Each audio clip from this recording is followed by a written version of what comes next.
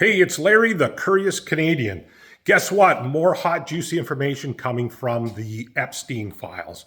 One of the big ones, a big piece of information that's come out, and it's not a surprise for people like myself because I've been researching this for years, but basically, Epstein, Ghislaine Maxwell, and a few others, I'll mention their names in just a little bit because some of these people you may not know, had access, full access to Buckingham Palace. They would come and go as they pleased. They would throw parties and social events, and they would invite Hollywood and some of the athletes that they knew, high-level athletes that they knew, and politicians from Downing Street in the UK. They would invite them over for these pedophile parties over at Buckingham Palace. One of the big names that came up was Harvey Weinstein. Surprise, surprise. Remember Harvey Weinstein? He was like, they used to call him God. Remember Meryl Streep would get up at all the award shows and say Harvey, and she'd call him God.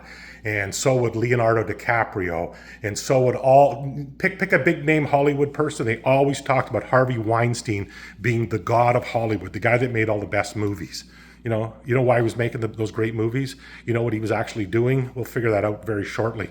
And then the other fella that was there all the time was Jimmy Savile. I've talked about Jimmy Savile. Jimmy Savile was a huge pedophile, probably number 2 in the world to Epstein. And he was eventually charged as well. And if you look at the royal family, you got Andrew in there. You've got Lord Mountbatten, who was their uncle, another huge pedophile. He was also charged years ago. So it's just a big ring of pedophiles. And another guy that was in there was Rolf Harris. Now, if you spent any time in British Columbia, I was born and raised here. I was born in the 60s. And I remember Rolf Harris. He had his own TV show back in the late 60s into the 70s. He was an artist, he would do paintings, and he would also sing. He was a shitty singer, but anyways, he did sing. And he had this song called Vancouver Town. And we'll talk about Vancouver Town and what he was doing in Vancouver. It was pretty interesting. So anyways, they would host these events, these social events, these gatherings, these parties. And Prince Andrew always showed up. And you know who he brought with him? His 2 lovely daughters. He'd bring them down, Beatrice, and I guess it's Eugenie. You pronounce the second one. I hope that's right. But anyways, he'd bring his 2 daughters down and he'd parade them around in front of the pedophiles.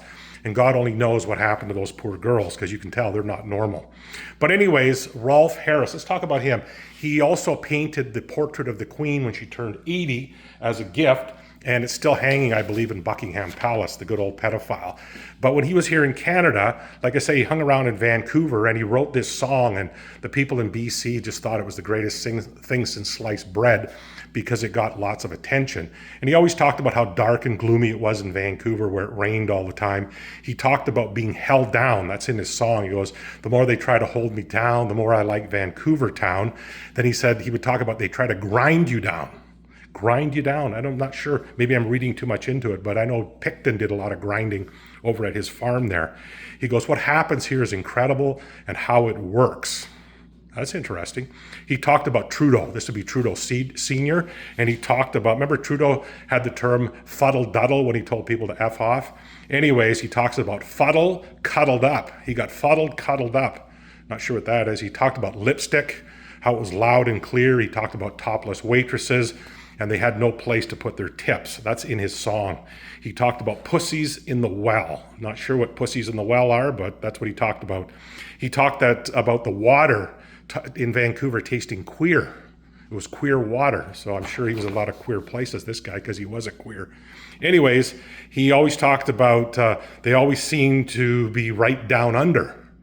They were right down under. Now, he was from Australia, and as I say, he was born in Australia. He spent time in Canada. He spent lots of time in the UK. And when the authorities were chasing him, he just moved from country to country. And he wasn't arrested until very late in his life, but he was arrested and charged with pedophilia. He talked about the Bennett brothers and some of their activities, their corrupt activities with land deals. He mentions that in his song. He also talks about Flying Phil Ghilardi. And people that, again, that were born and raised in Kamloops, they know about Flying Phil Ghilardi and his land deals. I'll leave it at that. I don't want to get sued. His son does own the Dallas Stars of the National Hockey League, but Phil Ghilardi was well known for selling land to family members, and that land turned out to be extremely valuable. And he was working as a politician, so I'll leave it at that. Some of the other people that showed up there were David Beckham and Victoria Beckham, his wife, Tom Cruise, who's a Scientologist. He frequented Buckingham Palace Elton John was there quite a bit. Even Adele, good old sweet Adele, would be there as well, right? So we'll talk about a lady by the name of Virginia Giuffre, and she's the one that sued the pedophile himself, Prince Andrew, for 12 million pounds. That's about 16 million US dollars. And somehow, after she made these claims, she was hit by a bus that was doing 70 miles an hour. And it didn't quite kill her. It did injure her. Then eventually she made a video and said, I will never commit suicide. I have too much to live for. I want to disclose everything about these pedophiles. And she talked about her children. And she said, I will never unalive myself. I'll use that term. I will never unalive myself because I have children. I have too much to live for, she said. Anyways, in closing out the video, this is just some of the information that's coming out from the Epstein files. I understand some of the politicians in the United States are able to now look at some of the unredacted information, but unfortunately they can't take any videos, they can't take any pictures. They can only go in there with a pen or a pencil and a piece of paper and make some notes. But I think we're going to hear more, and then there's millions more pages of information that's going to be available very soon, and we're going to see how the spin is going to work on this. And we're also going to find out if society has the nuts to step up and do something about this, or we're going to sweep it under the carpet like we've done with everything else.